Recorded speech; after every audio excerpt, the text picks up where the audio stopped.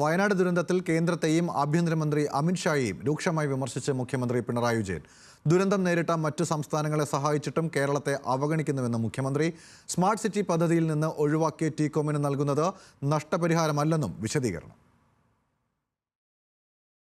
രാജ്യം കണ്ട ഏറ്റവും വലിയ ദുരന്തങ്ങളിലൊന്നാണ് വയനാടുണ്ടായത്. പ്രധാനമന്ത്രി നേരിട്ട് കണ്ട് ബോധ്യപ്പെട്ടു. എന്നിട്ടും പണം നൽകിയില്ല.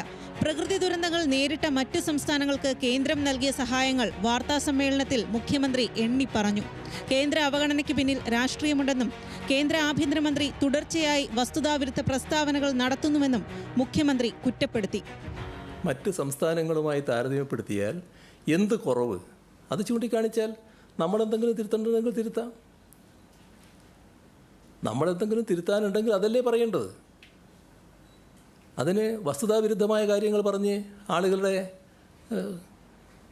തെറ്റിദ്ധരിപ്പിക്കാൻ നോക്കുകയാണോ വേണ്ടത്? എന്നിട്ടും പ്രത്യേക ധനസഹായമായി 1 രൂപ പോലും കേരളത്തിന് ഇതുവരെ ലഭിച്ചിട്ടില്ല. കേന്ദ്രത്തിനെതിരായ പ്രക്ഷോഭത്തിൽ ഭരണപക്ഷവുമായി സഹകരിക്കാത്ത UDF-നെ സാധാരണ മുഖ്യമന്ത്രി വിമർശിക്കാറുണ്ട്. എന്നാൽ കേന്ദ്ര സർക്കാരിന് നൽകിയ നിവേദനത്തിൽ ഒപ്പിട്ട UDF-ന്റെ നിലപാടിനെ മുഖ്യമന്ത്രി സ്വാഗതം ചെയ്തു. BJP-ക്കെതിരെ രൂക്ഷമായ വിമർശനങ്ങൾ ഉന്നയിച്ചു. ദുരുപദിഷ്ടമായ നിലപാട് ഉൾക്കൊള്ളാൻ നമുക്ക് കഴിയുന്നുണ്ടോ മറ്റു പലതിൻ്റെയും പേരിൽ? ഇതാണ് നാം ഗൗരവമായി കാണേണ്ട കാര്യം. കേന്ദ്ര ഗവൺമെൻറ് തെറ്റായ രീതിയിൽ വ്യാഖ്യാനിച്ച് സഹായങ്ങൾ നിഷേധിക്കുമ്പോൾ അതിനെ പിന്തുണക്കുന്ന നിലയാണോ ഇവിടെയുള്ള ഒരു രാഷ്ട്രീയ പാർട്ടി എന്ന നിലക്ക് BJP സ്വീകരിക്കേണ്ടത്? വിഴിഞ്ഞം പദ്ധതിയിലെ വയബിലിറ്റി ഗ്യാപ് ഫണ്ട് വായ്പയാണെന്നുള്ള കേന്ദ്ര നിലപാടിനെതിരെയും മുഖ്യമന്ത്രി തുറന്നടിച്ചു. സംസ്ഥാന സർക്കാരിനെ സാമ്പത്തികമായി ഞെരുക്കാനുള്ള നിലപാടുകളുടെ ഭാഗമാണ് VGF വായ്പ ആക്കുന്നതെന്ന് മുഖ്യമന്ത്രി കുറ്റപ്പെടുത്തി.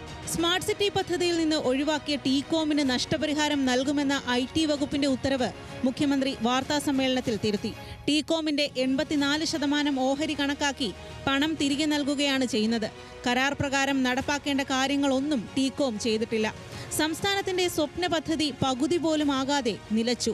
ഇതോടെയാണ് നഷ്ടപരിഹാരം അങ്ങോട്ട് നൽകി അവരെ ഒഴിവാക്കാൻ മന്ത്രിസഭ തീരുമാനമെടുത്തത്. കരാർ പ്രകാരം സംസ്ഥാനത്തിന് ടീകോമാണ് പണം നൽകേണ്ടത് എന്ന വാദത്തെയും മുഖ്യമന്ത്രി തള്ളി. അവർക്ക് നൽകുന്നത് നഷ്ടപരിഹാരമല്ലെന്നാണ് മുഖ്യമന്ത്രിയുടെ വിശദീകരണം. ടീകോമിന് നഷ്ടപരിഹാരമല്ല നൽകുന്നത്. സ്മാർട്ട് സിറ്റിയിൽ ടീകോം നടത്തിയ നിക്ഷേപത്തിന് സ്വതന്ത്ര വിലയിരുത്തൽ പ്രകാരം മൂല്യനിർണ്ണയം നടത്തുകയും മടക്കി നൽകാൻ കഴിയുന്നത് സംബന്ധിച്ച ചർച്ചകൾ വഴി തീരുമാനമെടുക്കുകയും ചെയ്യും. ഇതാണ് ചെയ്യുന്നത്. സർക്കാർ ഭൂമി ഏറ്റെടുക്കും. സ്മാർട്ട് സിറ്റി കൊണ്ട് എന്താണോ ഉദ്ദേശിച്ചത് അത് നടപ്പാക്കും.